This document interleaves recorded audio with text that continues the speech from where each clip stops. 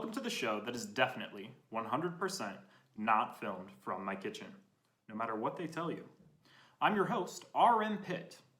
My guest tonight is an avid Michigan football fan who claims that Michigan might need to part ways with its beloved head coach. Being a Harbaugh supporter myself, I won't stand for this slander, but we will hear him out. How are you doing, sir? Hey, I'm doing great, Mr. Pitt. I'm doing great. Thanks for having me on, man. Thank you. Absolutely, of course. Now, please, we are all waiting. We're on the edges of our seats. Why should Michigan, the winningest football program of all time, fire a coach who has had relative success? Well, frankly, I'm not sure he has had success. I mean, we're talking about a guy who cannot beat Ohio State, can't make playoffs, can't win bowl games, has 0 Big Ten championships. I mean, that's success now? That's success? Listen. Point well taken. Okay? But I want to give you some numbers, if I may. Listen to these man. numbers. I love numbers. Give me 3, 5, 7, 11, 8, 7, 5. Do you know what those numbers are? I can't say I do. Can't say I do. Well, allow me to educate you. Those are the win totals for each of the 7 seasons before Jim Harbaugh came to Michigan, before he arrived. Now listen to these. Listen to these numbers. 10, 10, 8, 10, 9. Those, by the way, are the win totals for the past 5 seasons under Jim Harbaugh. How could you hear these numbers and not support this man? It's simple, man. Simple. Is it?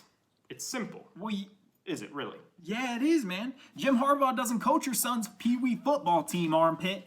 He coaches at the University of Michigan, which used to be one of the most elite programs in the country. And at the University of Michigan, 0 Big Ten wins, 0 wins against Ohio State, a 3-3 record against Michigan State does not cut it. He's not cutting the mustard, dude. He's not getting the job done, and he might need to go. Maybe. Well, I got to tell you, I hope you're wrong. I really do. I hope you're wrong. I'm just not sure you're accounting for how bad things really were before Jim Harbaugh arrived at Michigan. I mean, let me ask you this. What would change your mind at this point, if anything?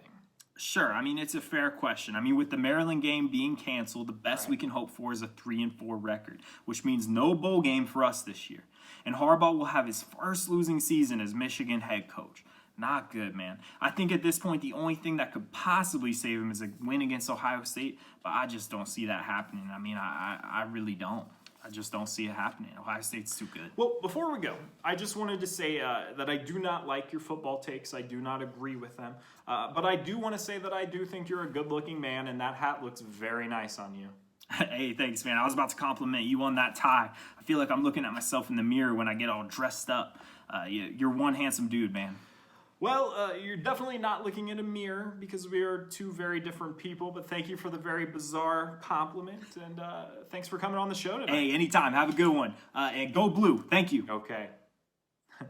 Well, up next, John Harbaugh joins the program to tell us why his brother Jim definitely should wear khakis to the next family barbecue.